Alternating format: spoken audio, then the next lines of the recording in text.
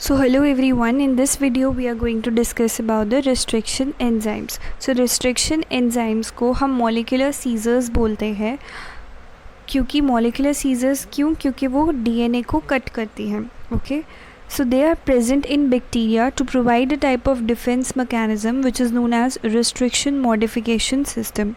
Restriction modification system अपने आप में एक बड़ा टॉपिक है, so मैं आपको वैसे बता देती हूँ.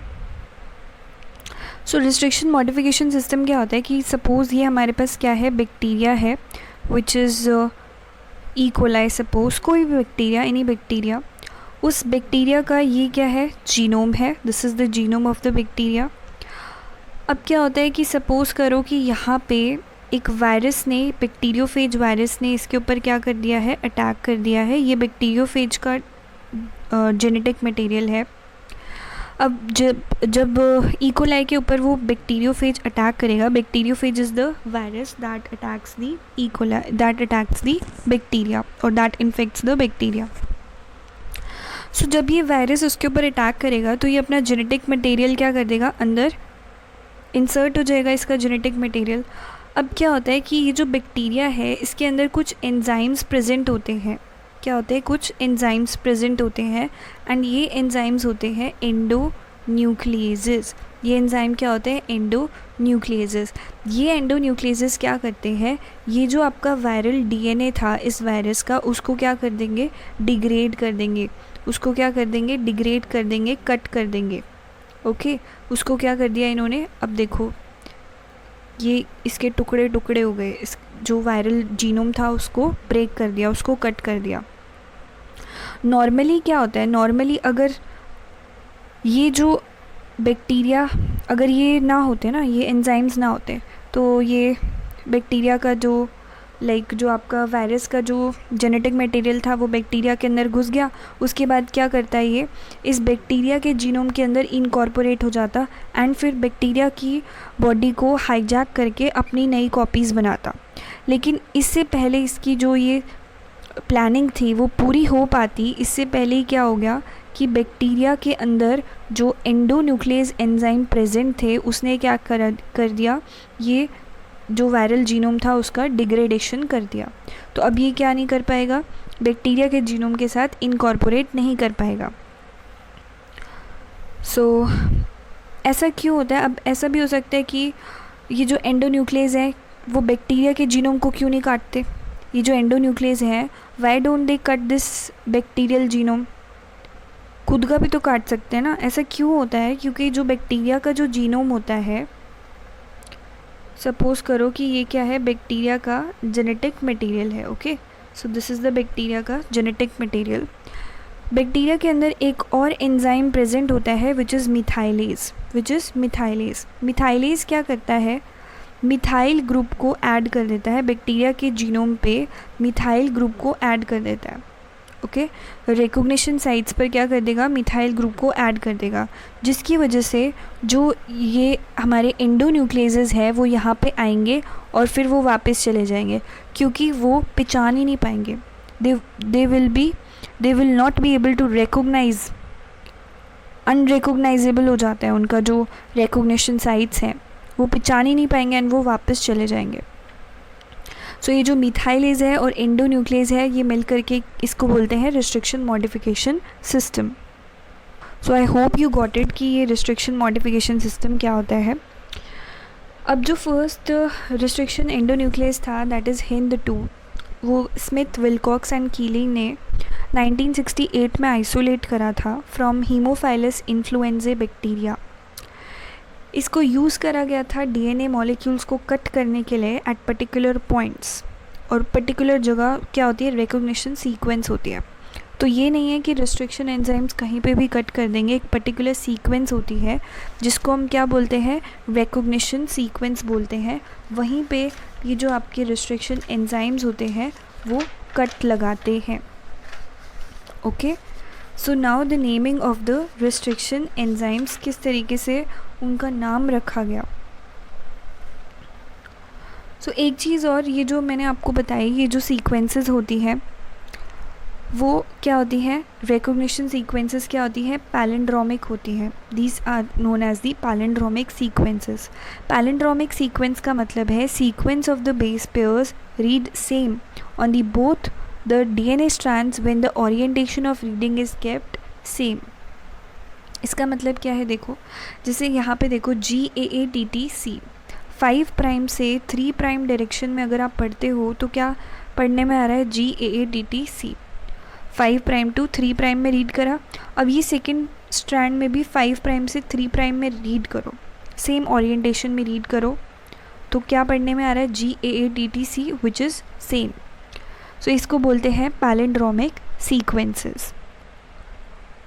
सो जो आपके रिस्ट्रिक्शन एंजाइम्स होते हैं they belong to a class of enzyme जिसको हम न्यूक्लियेजेस बोलते हैं. एंड वो 2 टाइप की होती है, एक्सोन्यूक्लियेजेस एंड एंडोन्यूक्लियेजेस. एक्सोन्यूक्लियेजेस क्या करता है, एंड्स पर कट करता है. सपोज़ करो कि ये DNA है तो उसके एंड्स पर कट करेगा. 5 प्राइम टू 3 प्राइम ये स्ट्रैंड है, उसके एंड पे कट करेगा. और जो एंडोन्यूक्लियेजेस होते हैं दे आर वेरी इंपॉर्टेंट. ये क्या करते हैं, स्पेसिफिक कट करते हैं, स्पेसिफिक पोजीशंस पर कट करते हैं. जैसे ये विद इन बीच में भी ये कट कर सकते हैं, बीच में स्पेसिफिक रिकॉग्निशन सीक्वेंसेस पर ये कट लगाते हैं. सो अब आते हैं हम इनके नॉमेनक्लेचर पर. सो नॉमेनक्लेचर यानी कि उनका जो रिस्ट्रिक्शन एंजाइम्स है उनका नाम कैसे रखा गया, बेस्ड ऑन दी ऑर्गेनिज्म जहाँ से आपने उनको आइसोलेट करा है उसके बेसिस पर इनकी नेमिंग करी गई. जैसे कि हिंद 3 को बैक्टीरिया हीमोफिलस इन्फ्लुएंजा से आइसोलेट किया गया था. स्ट्रेन का नाम है RD. तो हिंद 3 जो यहाँ पे नाम है HIND और 3, तो यहाँ से जो हीमोफाइलस इन्फ्लुएंजा से हमने H नाम लिया हीमोफिलस से. फिर IN जो है तो पहला जो H है वो जीनस का नेम, जो सेकंड IN है वो स्पीशीज़ का नेम से लिया है. और फिर ये जो D है वो आपका स्ट्रेन है, RD स्ट्रेन कौन सा बैक्टीरिया का स्ट्रेन था वो. और ये जो रोमन न्यूमरल्स होते हैं ना, इसका मतलब है कि किस ऑर्डर में आपने उस रिस्ट्रिक्शन एंजाइम को डिस्कवर किया है. जैसे कि इको R1 है या हिंद 3 है, यानी कि ये 3rd एंजाइम होगा जो कि हीमोफाइलस इन्फ्लुएंजा से आइसोलेट करा गया होगा. अब जैसे एक और एग्जांपल है इको R1 कहाँ से आइसोलेट किया गया, इस्चेरिचिया कोलाई से. तो ई कहाँ से आया, जीनस का नाम इस्चेरिचिया, तो यहाँ से हमने क्या लिया ई. फिर को हमने कहाँ से लिया, स्पीशीज़ का नाम क्या है को. फिर स्ट्रेन का नाम क्या है RY13, तो यहाँ से हमने R लिया है. और फिर 1 इसलिए लिखा क्योंकि ये पहला एंजाइम था जो कि इस बैक्टीरिया के स्ट्रेन से आइसोलेट करा गया था. ऐसे ही BAM-H1 को कौन से ऑर्गेनिज्म से आइसोलेट करा जाता है, बैसिलस अमाइलो लिक्विफेशियंस H है स्ट्रेन का नाम. सो BA बैसिलस जो है आपका जीनस का नाम. फिर AM कहाँ से लिया, देखो जीनस के नाम से हमने यहाँ पे देखिए जीनस के नाम से हमने B लिया. फिर AM आपका स्पीशीज़ का नाम. फिर H जो है वो बैक्टीरिया के स्ट्रेन का नाम. और 1 जो है 1 मीन्स कि ये पहला एंजाइम था जो इस स्ट्रेन से आइसोलेट किया गया था. ऐसे ही SAL1 स्ट्रिप्टोमाइसीस एल्बस G स्ट्रेन से इसको आइसोलेट किया गया था. सिमिलरली ऐसे बहुत सारे हैं, जैसे कि एक और एग्ज़ाम्पल मैं आपको बताती हूँ. फॉर एग्ज़ाम्पल PVU1 को प्रोटियस वल्गेरिकस से आइसोलेट करा गया था, तो इसलिए इसका नाम PVU1 रखा. तो बेसिकली नॉमेनक्लेचर में आपने ये देखना है कि किसके बेसिस पर, on the basis of organism जहाँ से वो डिस्कवर हुए हैं उसके बेसिस पर हम उनका नॉमेनक्लेचर करते हैं. सो जैसे मैंने आपको बताया कि एंडोन्यूक्लियेजेस और एक्सोन्यूक्लियेजेस. तो एंडोन्यूक्लियेजेस कैसे काम करते हैं, ये क्या करते हैं, एक स्पेसिफिक लोकेशन पर एक स्पेसिफिक रिकॉग्निशन सीक्वेंस पर कट करते हैं. सो ये हमारे पास क्या है, 2 DNA है, एक फॉरेन DNA एक विक्टर DNA है. तो इसने क्या किया, यहाँ पर ई को R1 से हम कट लगा रहे हैं। कट करेगा वो कहाँ पे, GAATTC उसकी रिकॉग्निशन सीक्वेंस है, और वो कैसे कट करता है, यहाँ पे कट करेगा और फिर आपका यहाँ पे कट करेगा। सो इस टाइप से वो कट लगाता है। रिकॉग्निशन सीक्वेंस को कैसे याद करना है वो मैं अभी आपको बताऊंगी। सो GAATTC, तो ऐसे कट लगाएगा तो इस तरीके से आपके कट लगेंगे। एंड ये जो एंड्स आएंगे वो ओवरहैंग है, ऐसे लग रहा है लटके लटके से, है ना, एक साइड से, तो इसको हम बोलते हैं स्टिकी एंड्स और the cohesive ends. Cohesive ends का मतलब होता है स्टिकी एंड्स जो आपस में चिपक सकते हैं। अब ये आपस में ज्वाइन क्यों हो सकते हैं, with the help of hydrogen bonding की हेल्प से ये आपस में ज्वाइन हो सकते हैं। सो ये आपस में क्या हो जाते हैं, ज्वाइन हो जाते हैं, because they are sticky ends. और ज्वाइन होने के बाद क्या बन गया, हमारा रिकॉम्बिनेंट DNA बन गया। सो हर एक जो आपका एंडोन्यूक्लियस होता है, that inspects the entire DNA sequence for the palindromic recognition sequence, यानी कि वो recognition sequence, palindromic recognition sequence को रिकॉग्नाइज करके वहीं पे कट करता है। सो वो कट करता है opposite strands of DNA in the sugar phosphate backbone little away from the center of the palindromic sites but between the same bases on the both strand, जिससे आपको क्या मिलता है, स्टिकी एंड्स मिलते हैं। ये जो स्टिकी एंड्स होते हैं उनको फिर क्या हो जाते हैं, ये आपस में ज्वाइन हो जाते हैं with the help of hydrogen bonding. Genetic engineering में बहुत बड़ा रोल होता है इनका। दो डिफरेंट ऑर्गेनिज्म के DNA को अगर आपको जोड़ना है तो आपको उन्हें सेम रिस्ट्रिक्शन एंजाइम से कट करना पड़ेगा, so that both the DNA fragments have same kind of sticky ends, तभी आप उनको जोड़ पाओगे। सो ये जो स्टिकी एंड्स होते हैं वो कॉम्प्लीमेंट्री होते हैं एक दूसरे के, देयरफॉर उनको आप ज्वाइन कर सकते हो with the help of DNA ligase. So अगर मैं ये तो अभी हमने स्टिकी एंड्स के बारे में बात करी। एक होते हैं ब्लंट एंड्स। ब्लंट एंड्स क्या होते हैं, सपोज़ करो कि हमारे पास ये सीक्वेंस थी C G G G, okay, and यहाँ पे guanine guanine guanine and cytosine cytosine cytosine. So this is 5 prime to 3 prime, 3 prime to 5 prime. अब मैंने इसको कट करा विद दिस एंजाइम, तो हमें ये जो एंजाइम है ये कहाँ पे कट करता है, यहाँ पे इट प्रोड्यूसेस कट्स यहाँ पे, ओके। तो ये यहाँ पे कट करेगा तो आपको जो एंड्स मिलने वाले हैं वो क्या मिलेंगे, ब्लंट एंड्स मिलेंगे। वो कैसे मिलेंगे, ब्लंट एंड्स मिलेंगे। सो यहाँ पे इसने कट कर दिया तो ये एंड्स कैसे मिले आपको, ब्लंट एंड्स। स्टिकी एंड्स क्या होते हैं, जो ओवरहैंग्स वाले होते हैं। जैसे आप यहाँ पे देख रहे हो, यहाँ पे क्या है, ओवरहैंग्स है, यानी कि एक साइड लटके लटके से पोर्शंस हैं। लेकिन ब्लंट एंड्स में क्या होता है, इस तरीके से स्ट्रेट स्ट्रेट होते हैं बिल्कुल, ठीक है। सो ये रिकॉग्निशन सीक्वेंसेस हैं। ई को R1 को हम एस्चेरिचिया कोलाई से आइसोलेट करते हैं, BAM-H1 को बैसिलस अमाइलोलिक्विफेशन से, HIND3 को हीमोफाइलस इन्फ्लुएंजे से, PVU1 को प्रोटियस वल्गैरिकस से, HAE3 को हीमोफाइलस अगैपिटस से, PVU2 को प्रोटियस वल्गैरिकस से, TAG1 को थॉमस एक्वेटिकस से। सो ये जो है आपको नेक्स्ट वीडियो में मैं ट्रिक्स बताऊंगी, how to learn the recognition sequences, ठीक है। तो ये रिकॉग्निशन सीक्वेंसेस ऐसे याद नहीं होती हैं, तो आपको ट्रिक्स से समझनी पड़ेंगी है। तो नेक्स्ट वीडियो जो है वो ट्रिक्स के बारे में होने वाली है कि इसको आप कैसे याद कर सकते हो। लिंक आपको डिस्क्रिप्शन में मिल जाएगा। Now the types of restriction enzymes. So आपके 3 टाइप के रिस्ट्रिक्शन एंजाइम्स होते हैं, टाइप 1, टाइप 2 एंड टाइप 3। अगर हम डिफरेंस की बात करें तो अबंडेंस जो है सबसे मोस्ट कॉमन टाइप 2 वाले होते हैं, सबसे रेयर टाइप 3 वाले हैं, और टाइप 2 से कम कॉमन आपके टाइप 2 वाले हैं। क्लीवेज साइट की अगर हम बात करें तो जो आपका टाइप 2 वाला होता है टाइप 2 वाला जो होता है वो स्पेसिफिक लोकेशन पर कट करता है, which is the palindromic sequence, जो मैंने अभी आपको समझाया था। तो वो टाइप 2 रिस्ट्रिक्शन एंडोन्यूक्लियसेस क्या करते हैं, स्पेसिफिक लोकेशन यानी कि पैलिंड्रोमिक सीक्वेंस को रिकॉग्नाइज करेंगे और वहाँ पर with in that recognition sequence, with in that recognition site, वहीं पे वो कट करते हैं।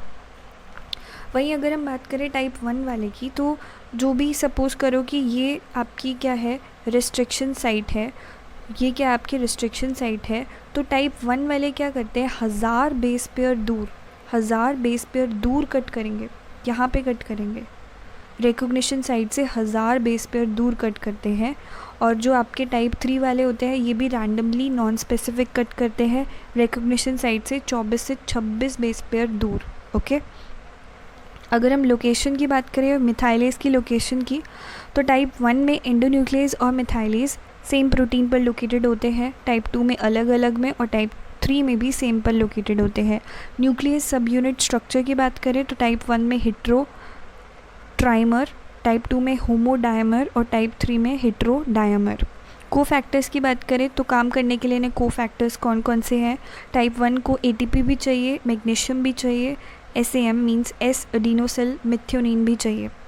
टाइप 2 वाले को मैग्नीशियम चाहिए और टाइप 3 वाले को एस एडिनोसिल मिथ्योनिन चाहिए।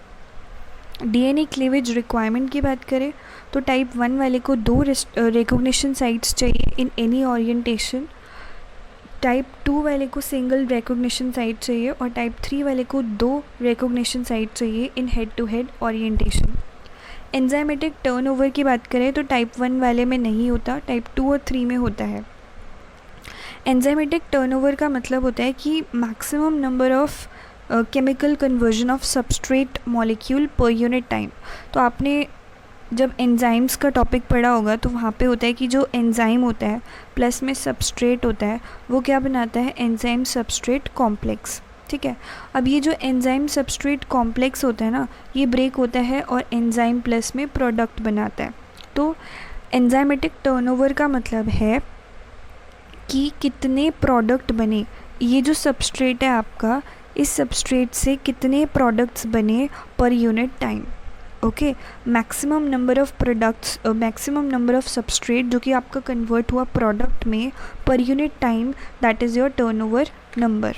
ओके, सो आपका टाइप 1 में नहीं होता, टाइप 2 और टाइप 3 में होता है। DNA ट्रांसलोकेशन टाइप 1 में होता है, टाइप 2 और 3 में नहीं होता। DNA ट्रांसलोकेशन का मतलब है, so what is this DNA translocation का मतलब होता है जेनेटिक चेंज, जहाँ पे कि एक piece of 1 chromosome breaks off and it attaches to the another chromosome. So suppose करो कि आपका ये एक रेड क्रोमोसोम है, ठीक है, और एक ये आपका ब्लू क्रोमोसोम है। तो ट्रांसलोकेशन में क्या होता है कि इनका जो जेनेटिक मटेरियल है ना वो एक्सचेंज हो जाता है, piece of, so genetic material is change, a piece जो है ब्रेक हो जाता है, मतलब कि यहाँ पे इसका जो स्ट्रक्चर होगा कुछ इस तरीके से एंड इस वाले का कुछ इस तरीके से। So translocation means genetic change in which a piece of 1 chromosome breaks off and it attaches to the another chromosome. तो फर्स्ट वाले में होता है, सेकेंड और थर्ड में नहीं होता है। सो अगर हम एग्जाम्पल्स की बात करें तो फर्स्ट वाले में Eco K1, Eco A1, CFR-A1, type 2 restriction enzymes में Eco R1, BAM H1 and HIND 3, और टाइप 3 वाले में क्या लिखोगे, Eco P1, Eco P151 and HIND 3। ATP dependency की बात करें तो फर्स्ट वाला डिपेंडेंट होता है, सेकंड वाला इंडिपेंडेंट होता है और थर्ड वाला भी क्या होता है, डिपेंडेंट होता है। Okay, so this is all for today. In next lecture I'll tell you how to learn the recognition sequences. So if you like the video, do share it with your friends and don't forget to subscribe the channel for more updates. Thank you and have a wonderful day.